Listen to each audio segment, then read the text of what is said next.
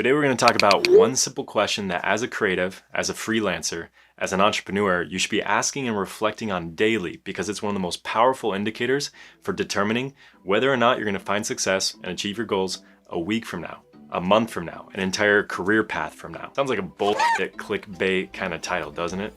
But it's not.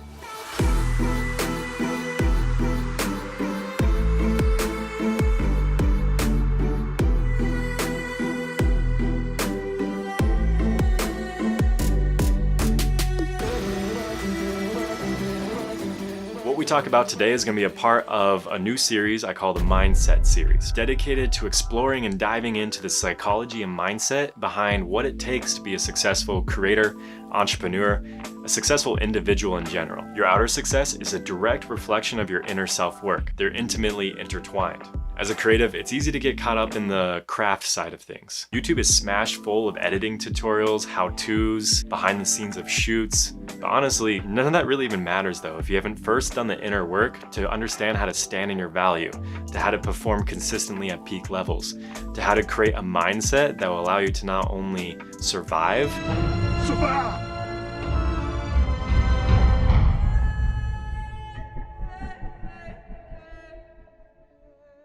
in the creative industry, but thrive. I created this specifically with creative freelancers in mind. That said, it's pertainable to almost anyone. Anyone who wants to create some positive momentum in their lives and close that gap between where they are and where they want to be.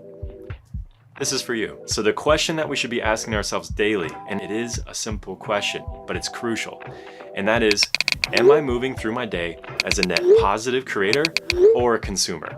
The world is divided into two types of people, those who create and those who consume. Every day we wake up and we have to decide which team are we going to play on. Either you're the one building and creating the product, the brand, the company, or you're the one consuming said product, said brand from said company. Either you're the one that's creating the media, the content, the shows that people are watching, or you're the one that's consuming the shows, scrolling the content, watching the media. The same thought process runs parallel to giving or taking value in the relationships in your life. Your friends, loved ones, significant others, your network, the community around you. Do you find yourself over time giving or taking more from those relationships? In your network, are you looking to create value or are you simply looking to receive value from those around you? I'm not a relationship therapist, but in my mind, this is a great place to start in terms of building a healthy, meaningful, beautiful relationships and network around you. Now, I do understand this is a generalization. There's always outliers, nothing in this world is black and white, but for the sake of timeliness and simplicity of getting my message across, I'm going to make this generalization. So, the world is divided into two types of people, those who create and those who consume. Water break. Now, your position between these two identities is constantly in flux. Flux capacitor. Flux capacitor. One day, you might be a dominant creator. The next, you might be a Netflix binge-watching consumer. It may even shift minute to minute 1,000 times through the day. What we want to do is pay attention to our tendencies and habits over time. That's where the tangible results, or the lack thereof, come from. While one small action of creating or consumption may feel irrelevant in the bigger picture, over time, it has a compounding effect. With that perspective, these daily habits, tendencies, these little things start to mean far more. Looking back over your day, your week, your month, your year, were you a net positive creator or consumer? In my mind, your answer to that one simple question is such a massive indicator to whether or not you're on the path towards success. Simply start tracking your days. Are your daily activities leaning more towards consumption or creation? Because there's no denying it, this world is run by creators. Those who are creating and building the businesses, the systems, the content, who are daily dedicating themselves to personally improving and adding value to the world and community around them. Think about the people who you admire most, those who have already achieved what you would like to in this life. I'd be willing to wager all of my Bitcoin that they did not reach that level of success by mindlessly scrolling Instagram content, by never missing an episode of Desperate Housewives from Toronto. Okay, so we all agree that we want to create more than we consume. End of story, right?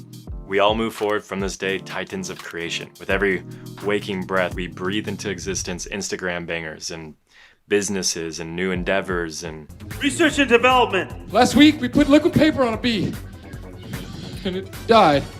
and solutions to social problems across the world. Well, unfortunately not, because turns out it's a lot easier to say you want to be a net positive creator than to actually be one. In fact, this not only goes against the societal systems that we live in, but it actually contradicts our biological and evolutionary tendencies. The act of creating is typically far more exhausting than consuming. And as humans, we're wired to take the path of least resistance. That guarantees the greatest chance of survival while minimizing the most amount of pain and discomfort. This is a good topic. I'll have to save it for another episode. How growth will always stay just outside your circle of discomfort, and also how to hack our discomfort to propel us forward in massive ways. Honestly, I get excited even thinking about it, but let's stay focused here. We live in a society now that's entirely geared towards consumption, especially in America. We basically coined the term consumerism. I think we did coin the term consumerism, and it's only evolving at a blindingly fast rate to encourage an increase in that consumption. Our phones are a perfect example. As Raskin, the co-founder behind the Center for Humane Technologies, puts it perfectly when he says, "Behind every screen on your phone, there are generally 1,000 engineers that have worked on this thing to try and make it maximally addicting. It's as if they're taking behavioral cocaine and just sprinkling it all over your interface. That's the thing that keeps you coming back and back and back." Think about Instagram for a second. Just a couple years ago, you'd open the app, right? You'd scroll, and then what would happen? You'd hit the bottom. Now, it's been refined to be infinite. There's no hard stop to consumption. You'll never reach the bottom. And they've intentionally designed the UX to be that way. Raise your hand if you ever fell into a YouTube black hole or one of those infinite social media scrolling loops, and then you blink your eyes and all of a sudden it's 12 hours later, 4 a.m. in the morning, the birds are chirping, the sun's coming up. You've got to start your day. Anyone? Just me? If you didn't raise your hand, that's a small white lie, and you owe me a subscribe for that. It'd be a lot cooler if you did. Either that or you're a monk living in the Mar Saba monastery, nestled into the windswept cliffs of Kidron Valley in Israel. Then you've never had a social media account or probably even phone service. And if that's the case and you're watching this right now, I'm humbled. Thanks for dropping by. Oh, and a quick side note. Some dumbass on here is gonna comment something like, "Dude, don't you know you have to first consume knowledge in order to be able to create?" Oh yeah, duh. The distinction here is that it's consumption with intention. Intention is everything. You are intentionally creating the time and the space in order to consume. Whether it's to learn, whether it's to enjoy, it's to relax, it's to further your creative skill set and abilities so that when the time does come to create, you're ready to go.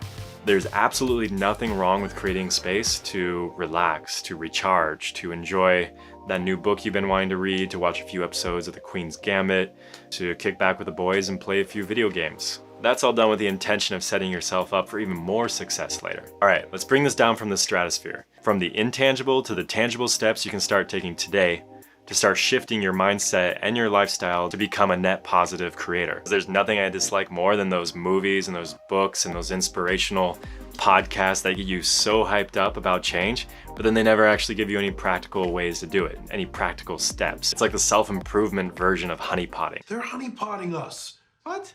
Ugh. Okay, step one is awareness, because you're never gonna change if you're not even aware of where you're currently standing. Every couple months, I'll grab a pen and a paper and I'll break my day down into 15-minute increments, basically jotting down periodically throughout the day how I'm using my time. At the end of the day, go back and categorize what you did in 2 separate categories. Typically, I use the Eisenhower matrix for that. Definitely look into it. Or you could simply break it down into 3 categories: net positive, neutral, and negative.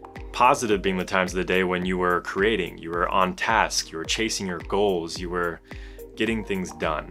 Neutral being those necessary tasks that you just have to get done, like sleeping, eating, commuting. We're gonna ignore those for now, but long term, there's ways that you can delegate and design your lifestyle to minimize time spent in the neutral and shift more free time into your positive category. Lastly, we have the negative category, which, as you guess it, is the time you spend consuming or doing fruitless, frivolous activities that are not actually benefiting you and your goals. I do want to say when you're completing this activity, do not judge yourself. It's so easy, especially if you're leaning into more of the negative category. That is not the purpose of this exercise. The purpose is to detach yourself and just observe, just to start understanding what your tendencies and habits are so that you can change them in the future. So really detach yourself emotionally and just approach it almost like as a third party. You know, just like, oh, interesting. I spent 2 hours doing this and half an hour doing that. Okay, moving on. So once you've logged those couple days, go over it, add it all up. If you find that you've been consuming more than you're creating, take a step back and reflect. Because the secret to positive momentum and success, I'm convinced, is simply creating more than you consume on a daily basis. Done day in and day out, these actions are going to compound exponentially over time, and they're going to lead you to places you never thought possible. Step number 2, set yourself up to succeed by manipulating and designing your external environment. Look at your time log for patterns and then start adjusting and building around that. You do this by raising barriers between yourself and the temptation of mindless consumption, and lower or remove entirely the barriers between creating, between those habits, between those activities that are positive, that will lead you closer to your goals, to achieving what you want to achieve. Examples of each of these would be setting up your iPhone so that it locks after a certain amount of time spent on social media. Unplug your TV, take out the batteries from the remote so that there's a greater barrier between you and turning it on. Keeping your YouTube studio set up so that there's one less barrier between you and sitting down and creating content. If you want to get in better shape, put out your clothes the night before, your running shoes. Put your bag by the door. Oh, and this last one's my favorite. If you find yourself spending the last half hour to 45 minutes of your day on the phone, and then waking up and spending the first 45 minutes of your day on your phone, usually checking meaningless emails, scrolling Instagram, that type of thing. Here's what you do. Buy an old school alarm clock, keep it in your room, charge your phone outside of your room, and that way you're not waking up or going to bed with your phone in your face. Oh, and make sure that every time that you get rid of a consumption habit, for example, checking your phone for 45 minutes before bed, you have to fill that gap with a new positive habit. Otherwise, you're gonna revert to other negative habits or the same old habit. Okay, step number 3, we're gonna make this the last one. Don't go to bed without first setting your creative intention for the next day. Write down the reason why you're getting out of bed the next day. What are you thrilled to do, to create, to achieve with that next day? I've noticed that the first hour of your day is the most important. It's how you set the tone, the mood, the energy, the momentum that will carry you throughout the rest of the day. If you guys know any tips or tricks that keep you inspired and disciplined to create and move through your day in a net positive way, let me know in the comments below. Let's wrap this up. One of the greatest indicators of future success, especially in the creative, entrepreneurial, and freelance community, is whether or not you're making the conscious choice to move through your day as a net positive creator or consumer. Tomorrow you're gonna have to wake up and decide. Are you gonna be the one who's creating the content? Or are you gonna be the one that's consuming the content? Are you gonna be the one that's creating the product, the business, the new ideas? Or are you gonna be the one that's on the consumption side of that equation? Your answer to this question for tomorrow and the following day, the following week, month, and year is gonna be a huge determiner in whether or not you find success moving forward. All right, guys, if you enjoyed this episode and it created a little value in your life, hit that like button, hit that subscribe button, especially the subscribe button, and I'll see you guys in future episodes.